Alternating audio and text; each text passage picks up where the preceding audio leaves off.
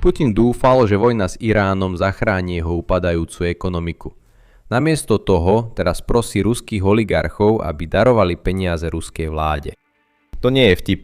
Skutočne ich zamkol v miestnosti v Kremli a predniesol svoju žiadosť. Samozrejme, to, že politik žiada o peniaze v zamknutej miestnosti, ešte neznamená, že bankrotuje. Ale určite mu to nepomáha. Najmä keď vezmeme do úvahy, že títo oligarchovia teraz hovoria so západnými médiami. Pozrite sa. Vidíte, len pred pár týždňami pozval Putin ruských miliardárov a podnikateľov do Kremľa. Zavedol ich do veľkej miestnosti a keď sa dvere zamkli, jasne im to vysvetlil. Povedal, že Rusko bude pokračovať v tejto vojne, kým nezíska zvyšok Donbasu. Ale je tu jeden problém, ktorému Rusko čelí. V rozpočte Kremľa je veľká diera. A on sa ju snažil zaplniť všetkým možným a naozaj myslím všetkým. Ale žiaľ doteraz nič nezabralo, takže sa obracia na ľudí, ktorí z tejto vojny najviac profitovali. Miliardári, ktorí vlastnia obranné spoločnosti a zarábajú miliardy na vojnovej mašinérii.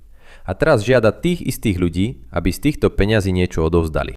Teraz, než vám poviem, ako títo miliardári zareagovali, ukážem vám, čo ďalšie už Putin vyskúšal. Minulý rok Putin zabavil približne 50 miliard dolárov v aktívach oligarchom, ktorí neboli až tak naklonení jeho plánu obnoviť Sovietsky zväz. Viete, ľudia, ktorí neboli až tak nepodporovali ruskú vojnu, no títo oligarchovia v skutočnosti nemali na výber. Jednoducho prišli o všetko, pretože takto to v Rusku funguje. Ale ani tých 50 miliárd nestačilo. Takže v januári tohto roka Putin zaviedol novú daň. V podstate zvýšil záťaž na ruských civilistov a malé podniky. Ale bohužiaľ pre Putina toto nefungovalo. Pretože ruská verejnosť nemá veľa peňazí už od začiatku, takže bohužiaľ musel prísť s novým plánom. A preto teraz žiada oligarchov, ktorí v skutočnosti podporujú inváziu, aby jednoducho prispeli, aby invázia mohla pokračovať.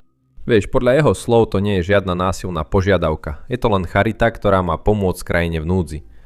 No a ako by to už nebolo dosť komické, je to ešte smiešnejšie. To preto, že Kremeľ bol na túto správu dotazovaný a poprel ju. Ale veľmi zaujímavým spôsobom. Teraz predtým, než sa na to pozrieme, len rýchla pripomienka, aby ste stlačili tlačidlo páči sa mi to a prihlásili sa na odber dole pod videom. Vždy, keď hovoríme o Rusku, ruskí boti dávajú našim videám negatívne hodnotenia, takže vaša podpora nám naozaj pomáha. Teraz sa pozrime na ruskú reakciu. Hovorca Kremľa sa ho pýtali, či je to pravda a povedal, že nie. Putin nebol ten, kto prišiel s myšlienkou tejto charity. V skutočnosti to boli samotní podnikatelia, ktorí ponúkli, že prispejú. Takže Rusko neprosí o peniaze, ľudia jednoducho, viete, darujú peniaze a Putin nie je ten typ, ktorý by povedal nie. Takže si z toho vezmite, čo chcete. Ale aj tak sa možno pýtate. Vojna s Iránom uzavrela Hormuzský prieliv. 20% alebo približne 20% svetových dodávok ropy akoby zmizlo.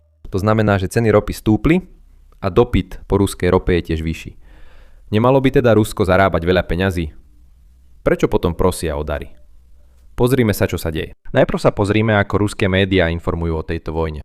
No tu v Rusku vykresľujú vojnu s Iránom najmä ako obrovský problém pre Donalda Trumpa. Chcem vám ukázať jedny z dnešných ruských novín. Toto sú Izvestia, titulná strana. Už to tam je napísané. Vidíme prezidenta Trumpa v problémoch, vysoké ceny ropy. A noviny ďalej uvádzajú, že Amerika za 3 týždne nedosiahla strategický prielom v tejto vojne. Ale z toho, čo sa tam deje, má Rusko niekoľko výhod. Nedávne uvoľnenie amerických sankcií na ruskú ropu. To bolo v Moskve privítané a tuto vyvolalo nádej na dlhodobejšie uvoľnenie sankcií. Potom je tu vysoká cena ropy, ktorá samozrejme zvyšuje príjmy ruského rozpočtu, zmierňuje tlak na ruskú ekonomiku a zvyšuje tlak na ekonomiky po celej Európe. Moskva si to rada všímala a zdôrazňovala. Rusi tiež s potešením počuli, ako prezident Zelenský varoval, že Ukrajina čelí nedostatku rakiet kvôli vojne na Blízkom východe. A tiež ich potešilo, keď nedávno počuli prezidenta Trumpa, ako trpko hovoril o NATO. Zjavne ho rozrušilo, že spojenci v NATO odmietli vyslať vojnové lode do Hormuzského prielivu. Už skôr som hovoril o cene ropy, ktorá je pre Rusko výhodná. Ale je tu ešte jeden bod, ktorý treba spomenúť. Dlhodobý konflikt v Perskom zálive na Blízkom východe a trvalo vysoké ceny ropy by mohli vyvolať globálnu recesiu.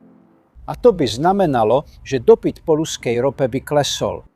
A to by bola zlá správa pre ruskú ekonomiku. Ruské médiá určite vykresľujú vojnu ako pozitívum pre ruskú ekonomiku. A v niektorých ohľadoch majú vlastne pravdu. Pred vojnou boli ceny ropy nízke. A navyše, Rusko v skutočnosti predávalo svoju ropu so zľavou kvôli sankciám.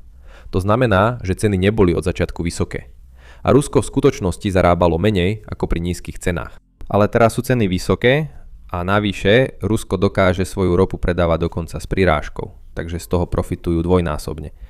Vysoké ceny a navyše inkasujú vyššiu cenu, pretože, viete, oni dokážu tú ropu skutočne dodať, na rozdiel od krajín, ktoré používajú Hormuzský prieliv. A podľa Financial Times na tom Rusko skutočne zarábalo veľa peňazí, pretože USA tiež, viete, uvoľnili sankcie na 30 dní. Rusko zarábalo až $150 denne navyše vďaka všetkému, čo sa deje. Ale bohužiaľ pre Putina práve tu sa mu jeho trojdňová špeciálna vojenská operácia teraz poriadne vypomstila. Viete kde? Len pred týždňom, 23. marca, Ukrajina uskutočnila bezprecedentný útok.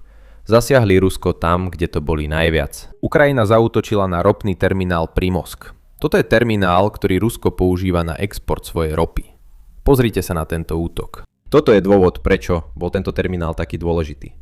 Ako som povedal, bol to jeden z najväčších ropných terminálov, ktoré má Rusko na Baltskom mori. A okrem toho si treba uvedomiť, že Rusko má veľké problémy s prepravou svojej ropy cez Čierne more, pretože, viete, Ukrajina je hneď tam a má ten zlý zvyk útočiť na ruské prístavy, ruské tankery a ruské rafinérie. Takže na svoju ochranu Rusko využívalo Baltský terminál oveľa viac, pretože sa predpokladalo, že je mimo dosahu Ukrajiny. Bohužiaľ mýlil sa, pretože teraz Rusko čelí rovnakým problémom, akým čelia aj iné krajiny v Hormuzskom prielive. Ako náhle sa uskutoční jeden útok, všetci vedia, že tieto útoky sú možné a čoskoro sa môžu stať veľmi bežnými. Takže poistenie ruských tankerov, ktoré majú hodnotu stoviek miliónov dolárov, výrazne rastie. To znamená, že aj keby Ukrajina už viac neútočila, ruská ropa je menej zisková, pretože poistenie ukrajuje z tohto zisku. Ale zlé správy sa tým nekončia. Vidíte, každý deň, keď je terminál mimo prevádzky, Rusko prichádza o milióny na daňových príjmoch, pretože biznis jednoducho neprekvitá. Keď veci horia, je veľmi ťažké ich odoslať. Navyše, opravy týchto terminálov, rafinérií a ropných tankerov, alebo teda ropných skladov, sa stávajú čoraz ťažšími. A to je niečo, o čom sme už hovorili. Rusko je stále pod sankciami. Je pravda, že pokiaľ ide o prepravu ropy, dostali určité úľavy zo sankcií, ale okrem toho ostatné sankcie stále platia.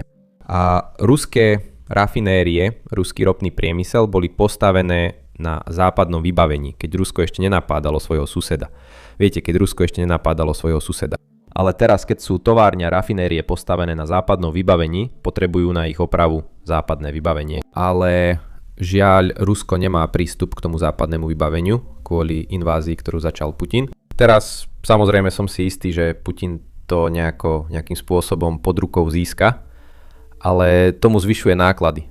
A samozrejme čoraz viac využíva tieto pašerácke trasy. Západní predstavitelia môžu zistiť, čo sa deje a zastaviť to. Takže musí hľadať nové trasy. To si vyžaduje čas a oneskoruje to opätovné spustenie týchto rafinérií. A to znamená, že to škodí Putinovým financiám. Podľa agentúry Reuters je v skutočnosti približne 40% exportnej kapacity ruskej ropy mimo prevádzky kvôli ukrajinským útokom.